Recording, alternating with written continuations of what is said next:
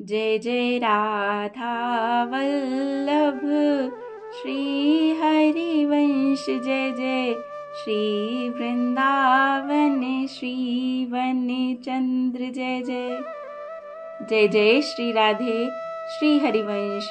राधा वल्लभ लाल की सदा जय हो। पूज्य गुरुदेव महाराज की सदा जय हो। बहुत बहुत स्वागत है आप सभी का। आज हम श्रवण करेंगे हरिवंश महाप्रभु के जितने भी कृपा पात्र हुए हैं उनके चरित्रों को। तो आज हम सबसे पहला चरित्र श्रवण करेंगे श्री नरवाहन जी का। ये सभी चरित्र इस प्लेलिस्ट में जितने भी चरित्र होंगे वे सब श्री हरिवंश महाप्रभु के कृपा पात्र होंगे।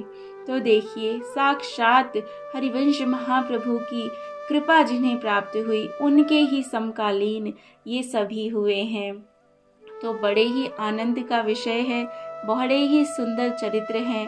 अच्छा, संतों और भक्तों के चरित्रों को श्रवण करने से बहुत सहजता से ही हमारी भक्ति बढ़ती है, क्योंकि जब हम उनके त्याग, उनके वैराग्य, उनकी निष्ठा को देखते हैं तब हमें पता चलता है कि वास्तव में हम तो कुछ नहीं हैं, हम कुछ नहीं करते। प्रभु से प्रेम करना ही है तो इन भक्तों, इन संतों की तरह करना चाहिए। तो ये संत जब हमारे मन में ऐसी बात आती है तो ये कृपा करते हैं, और इनकी कृपा से क्या नहीं हो सकता। इसीलिए बड़े प्रेम से सभी चरित्रों का श्रवण करें, बहुत आनंद आएगा। तो चलिए शुरू करते हैं श्री नरवाहन जी का पावन जीवन चरित्र। विक्रम की 16वीं शताब्दी में वर्तमान पंचकोसीय वृंदावन हिंसक जीव जंतुओं से सेवित एक घने जंगल के रूप में स्थित था। तो ये 16वीं शताब्दी की बात हो रही है, और उस समय जो वृंदावन है जैसा आज हम देखते हैं ऐसा नहीं था, सिर्फ घना जंगल था। तो वही कह रहे हैं कि घोर घना जंगल, चारों ओर पेड़ पौधे, यमुना जी वहाँ कलकल बहा करती थी। यह बहुत बड़े नदी के रूप में प्रवाहित होती थी। अब तो यमुना जी का जो स्वरूप है वो भी छोटा हो गया, लेकिन उस समय बहुत ज़्यादा बड़ी थी ये, और उसमें बड़ी बड़ी व्यापारिक नावें चला करती थी। आप जानते हैं पहले इतने रोड नहीं थे, बैलगाड़ियां से ही, और बैलगाड़ियों से भी बजाय शिप वगैरह जो नावें होती हैं उनसे ज़्यादा जो है व्यापार चला करता था।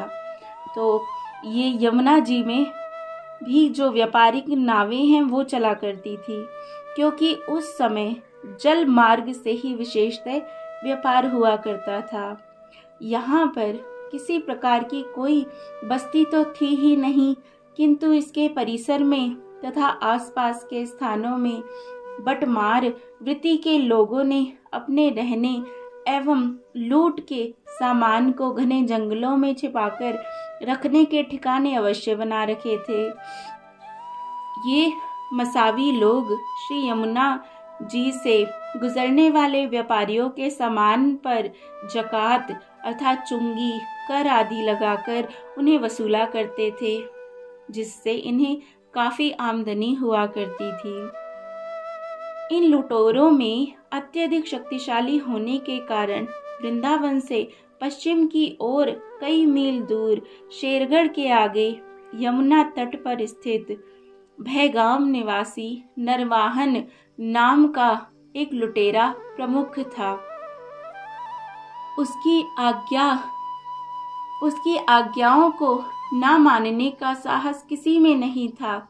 उसने अपने पराक्रम से एक सहस्त्र सेना बनाकर स्वयं को राजा के रूप में स्थापित कर लिया था, और अपनी शक्ति के बल पर संपूर्ण ब्रज पर अपना अधिकार बना लिया था। उसकी इस शक्ति से बड़े बड़े राजा महाराजा भी डरते थे, यहाँ तक कि दिल्लीश्वर का भी दस्यु राज नरवाहन पर कोई नियंत्रण नहीं रखता था। उन्हीं दिनों विक्रम संवत 1590 की कार्तिक शुक्ला त्रयोदशी के दिन गोस्वामी श्री हित हरिवंश चंद्र जी ने इस जन शून्य पंचकोसी वृंदावन में प्रथम पदन्यास किया था। तो वे अकेले नहीं थे, उनके साथ देववन से आए उनके कुछ शिष्यगण, मार्ग में चिरथावल में नवविवाहिता उनकी 2 पत्नियां एवं दहेज के रूप में मिले उनके परमेष्ट श्री राधा वल्लभ लाल जी का सेव्य स्वरूप भी था। श्री हिताचार्य के अभूतपूर्व रूप सौंदर्य को देखकर पंचकोसी वृंदावन के निकटवर्ती ब्रजवासी गण इकट्ठे हो गए। श्री हिताचार्य ने उन ब्रजवासियों से स्वयं सपरिवार वृंदावन में निवास करने की अभिलाषा प्रकट की। यह जानकर उन ब्रजवासियों को अत्यधिक आश्चर्य और हार्दिक प्रसन्नता हुई। उन्होंने उसी समय श्री हिताचार्य के हाथ में तीर कमान देते हुए कहा, गोसाई जी, आप यह तीर चलाइए। आपका यह तीर जहाँ तक पहुँचेगा वहां तक की भूमि आपके अधिकार में होगी। श्री हिताचार्य ने यमुना तट पर स्थित जिस ऊंची टेर से तीर फेंका था उसी स्थल पर अपना निवास स्थान बनाया और वहीं पर लताओं से बनाए गए मंदिर में श्री राधा वल्लभ लाल जी को विराजमान करके वे उनकी अष्टयामी सेवा करने लगे। जय जय श्री राधे। तो देखिए कैसे हमारे राधा वल्लभ लाल जो है वृंदावन पहुंचे और कैसे उनकी सेवा शुरू हुई अष्टयामी। तो ये भी अभी से ही शुरू हुई है। अपने गुप्तचरों के द्वारा दस्यु राज नरवाहन को यह ज्ञात हुआ था कि कोई ऐसा चमत्कारी महापुरुष हिंसक जंतुओं से संसेवित निर्जन वन में आया है, जिसके मधुर प्रभाव से हिंसक जंतु तथा निर्जन वन के परिसर में बसे बटमारों के मन बुद्धि और चित्त बदल गए हैं तथा वे सब उस महापुरुष की सेवा शुश्रूषा में लगे रहते हैं। तो बड़े कौतूहल देखने की दृष्टि से एक दिन वह भी श्री हिताचार्य के निवास स्थान पर आ गया। उस समय श्री हिताचार्य अपने शिष्यों एवं ब्रजवासियों से घिरे हुए थे और नवल नामक शिष्य के साथ कुछ आलाप संलाप कर रहे थे। राजा नरवाहन भी श्री हिताचार्य के मधुर प्रभाव से अछूता न रह सका।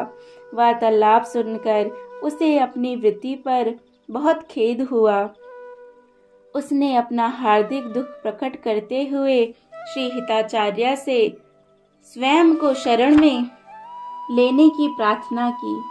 श्री हिताचार्य ने उसकी निष्कपट वाणी सुनकर उसे मंत्रदान के साथ साथ मधुर उपदेश भी दिए, जिससे उसके जीवन में आमूल चूल परिवर्तन हो गया।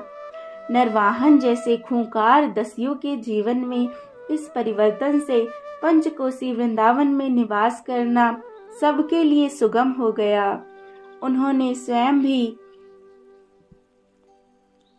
स्वयं भी श्री राधा वल्लभ लाल जी के लिए मंदिर बनाने का संकल्प लेकर उसे अतिशीघ्र पूरा किया। श्री नरवाहन जी द्वारा बनवाए गए इस नए मंदिर में श्री राधा वल्लभ लाल जी को विक्रम संवत 1591 की कार्तिक शुक्ला त्रयोदशी के दिन विराजमान किया गया।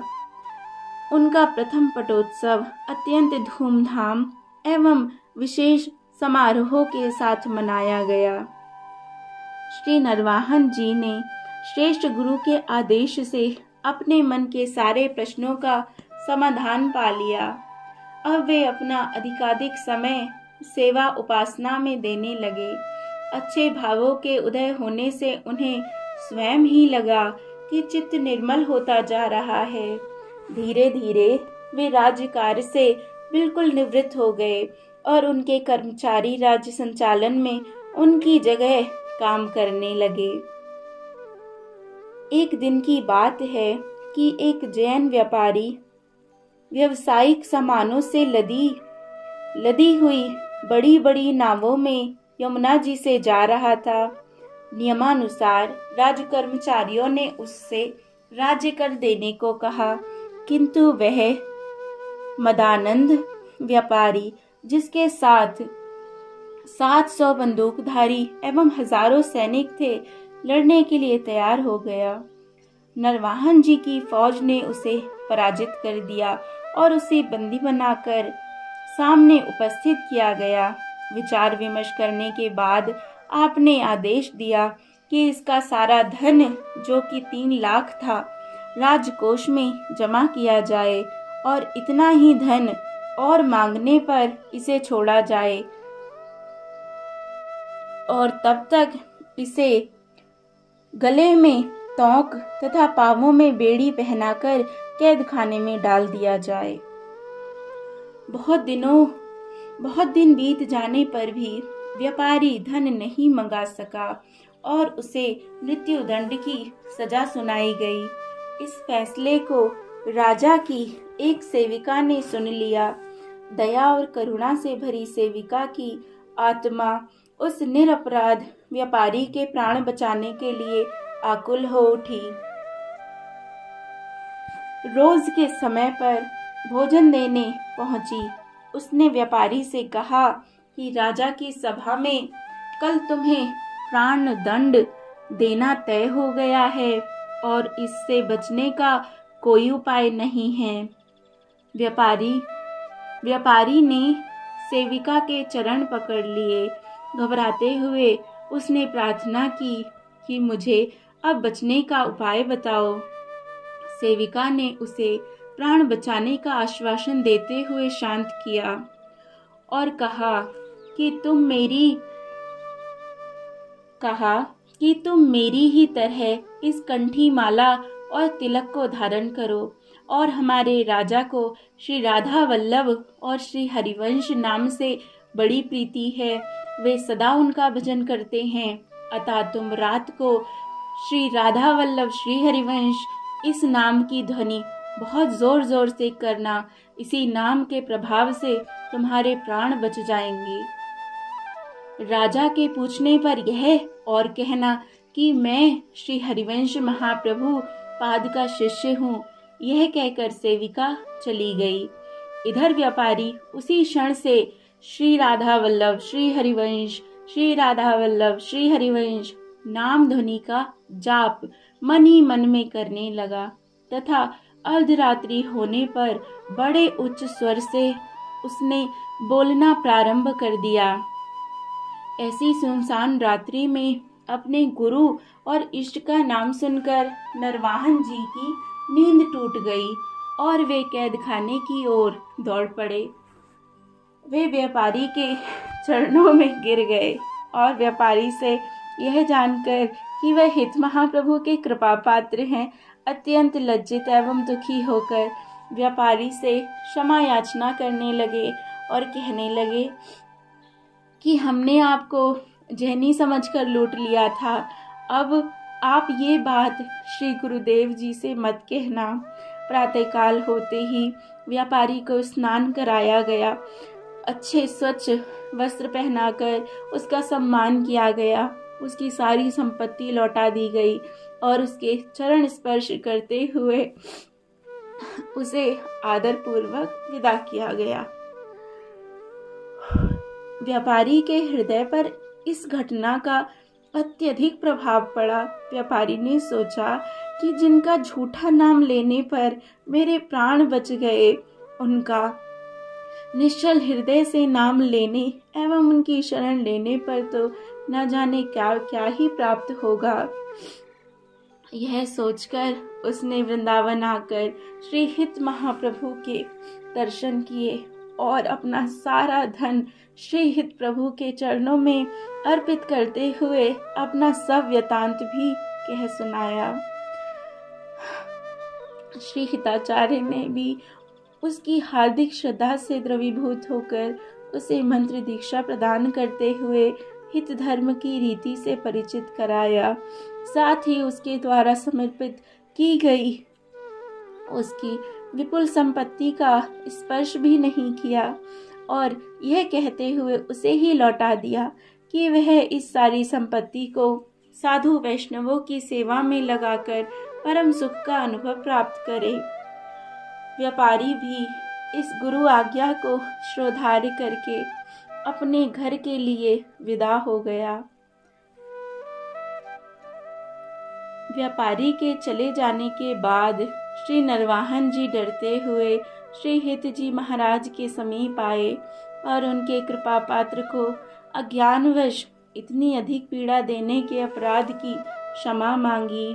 महाप्रभु ने नरवाहन जी की अद्भुत गुरु निष्ठा पर रीझकर उन्हें गले से लगा लिया और उसी समय उन्हें अपने साथ ले जाकर परिकर सहित श्री प्रिया प्रीतम के दर्शन कराए तथा 2 अत्यंत सुंदर पदों की रचना उनके नाम से कर दी।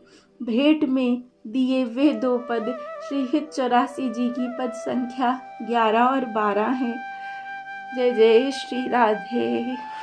तो देखिए महाप्रभु की कैसी कैसी कृपा हुई है नरवाहन जी पर कि महाप्रभु ने रीझ कर उन्हें जो नित्य हमारे प्रिया प्रीतम का स्वरूप है उनकी सखियों के साथ उसके ही दर्शन करा दिए। कितने कृपालु होते हैं ना हमारे गुरुजन, और हम उन पर इतना ध्यान ही नहीं देते। और इतना ही नहीं, हमेशा